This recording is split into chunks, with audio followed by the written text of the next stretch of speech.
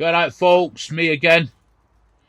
Right, got a super simple project for you.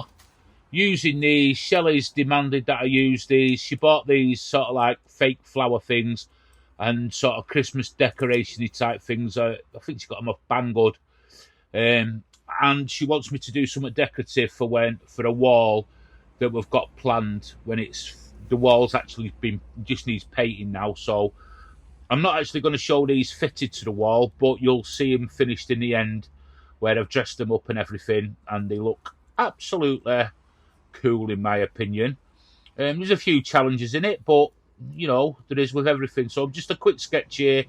Mind me sketch. I'm not very good at sketching out on that. And I do apologise for not putting dimensions and everything down on the descriptions. It's totally my fault. I keep randomly forgetting. But I have just bought something that'll help with that so I can get all the dimensions right. And I'm going to be doing it in a bit of a tool review, which comes out shortly. So just go in. You can make these to any size you want. But what you've got to bear in mind is the depth. So the sort of like front and back. Just so, because they're going to have lights in them. So the lights are a certain size. So you just got to bear that in mind. So that's just approximate. Now, you've seen this like pile of pallet wood strips that I bought a bit back. I need to get sort of using it. It's not my favourite wood, but for beginner woodworkers, it's a super source of cheap timber. And if you can work with pallet wood, let me know in the comments what you think. You can sort of work with anything because of the sort of nature of it, the rough texture of it. If you can get your dimensions, getting the sanding right and the finishing right on pallet wood, honestly, you'll be able to do it on anything.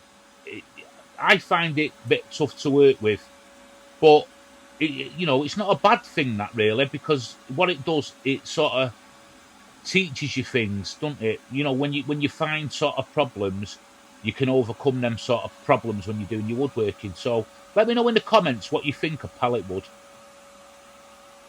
So just measuring up here, just go nice and easy. Take your time with the cuts. I can do this. I can stack these on this saw. So don't worry about that. For this project, I didn't need to put a stop lock on the end. I'm just going in with more cutting. It's absolutely freezing here, and my arthritis is playing up. It's getting sort of, the cold weather really affects me. And I've had a few good suggestions off a few good people on the comments about how to sort of cope with the arthritis in the cold weather as I'm doing my videos. So very much appreciated, and I am going to try a few of them techniques, and one that said like the copper bracelet sort of thing and all that kind of stuff.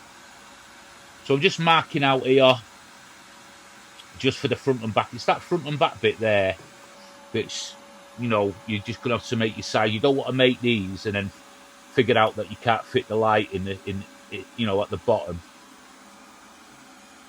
But saying that, at the bottom, I ended up putting this sort of the lights near the top on a ledge.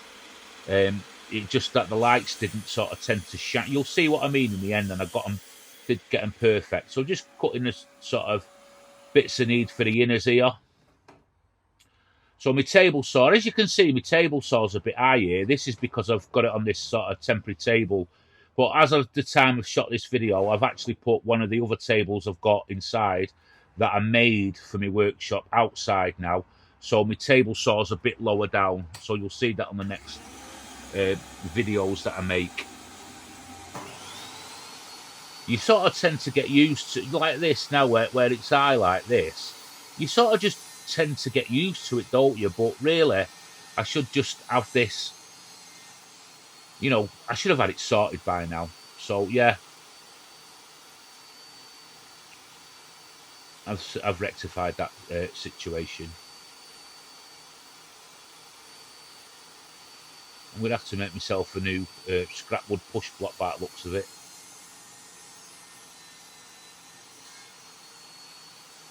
It just gives you a bit of self-confidence with that big bit of wood over it. And here we are.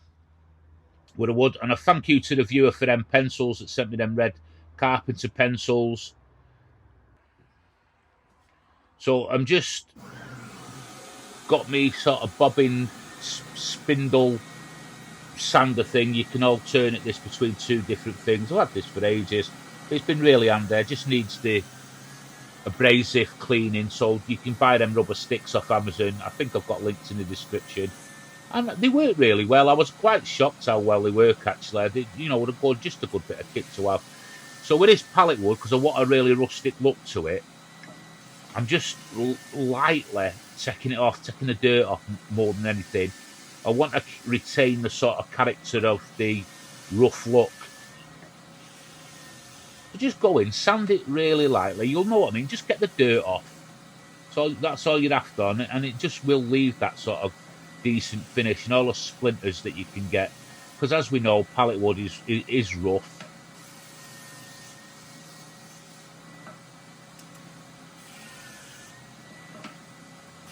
Just take your time. There's no rush. So here's where I'm starting to, I think, right, so I put some holes in some of these bits of wood here, and it ends up splitting on me. I don't know if it's I was going too fast or the drill bit was a bit too thick. The second time I went in with a smaller hole, you'll see in a second, the smaller time I went in with an hole, it didn't split on me. So you'll see here in a minute, the wood starts splitting.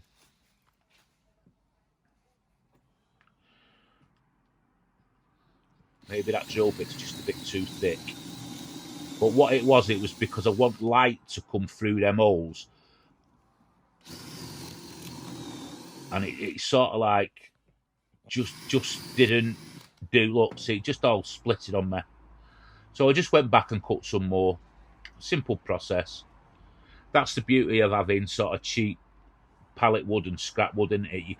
It doesn't really matter if you make mistakes like this. You can imagine if this was like a piece of walnut or a piece of maple or something like that, I'd be devastated.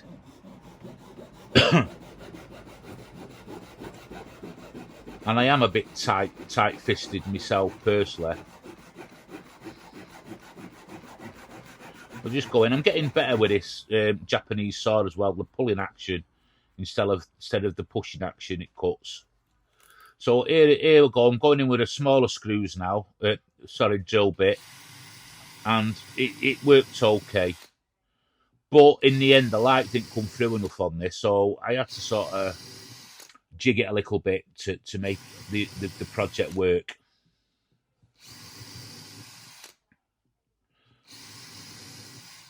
Just going in, just put a board at the back there. Save, like, I know I've got a scrap sort of tabletop there, but I still don't want to damage it. I want it to last as long as I can.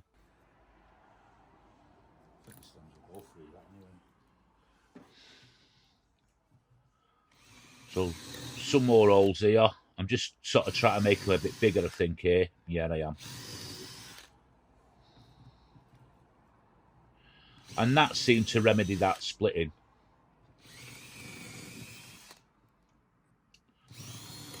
I seem to make a right load of mess when I'm doing anything. So a bit of glue here. This is D3 glue. It says waterproof on it. It seems decent enough glue. Evo Stick brand this is. There is other brands available.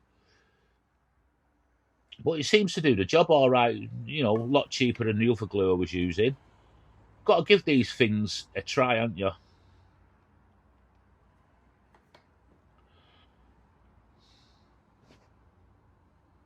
See that finish? How I've sanded it on that wood there. That's just what I wanted. Just that. So they're nice and clean, but got that sort of rustic appeal to it. And this is what she wants in the front room, this kind of rustic sort of vibe. Although the house is getting full of stuff, full of things that I'm making, and I need to start getting on to selling some of this stuff, really.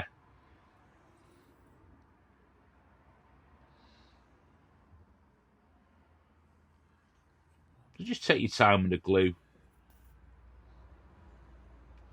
It's not got a bad working time, this, as well. It's just a bit cold here, so it's a bit hard to come out the bottle. But with that top on that sort of container that glue comes out, it's like a screw top, like little screw top. Just give it a wipe, and it seems to work fine. Just clamp them up. You don't have to put like loads and loads of pressure on here. But these are another good thing. What you've seen the review, not a review, but when I bought these Jorgensen sort of clamps, fantastic, really are good. So it's held up really nice and strong. Glue's fine. So I'm just going to go in here now and drill, countersink, screw, and plug all these sections in, just for extra strength. And with the plugs that I put over the top, it's to add that little bit of further decoration as well. Just gives it them, you know, them finishing detail touches. You know, I could just screw this and leave it, but then you're gonna see them screws, aren't you? And it's not something I really want to. I just want to finish it off properly.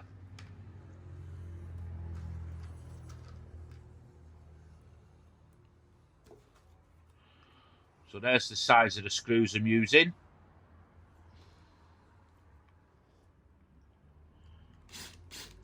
Just go in. Don't have to be massive screws here. Now I know in my mind that this is just not going to come apart.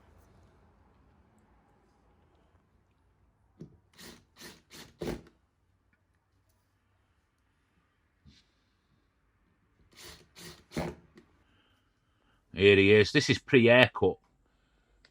Look at him watching everything. He needs an haircut. Get the woman round to cut him. His hair, that is. He's so nosy. I'm going in here with the glue, and I'm using some. I had bits of oak. Was it oak I had? Or no, mahogany on these. Mahogany plugs off that, you know, bit of mahogany tabletop I got over the back. You've probably seen it in some of the other videos.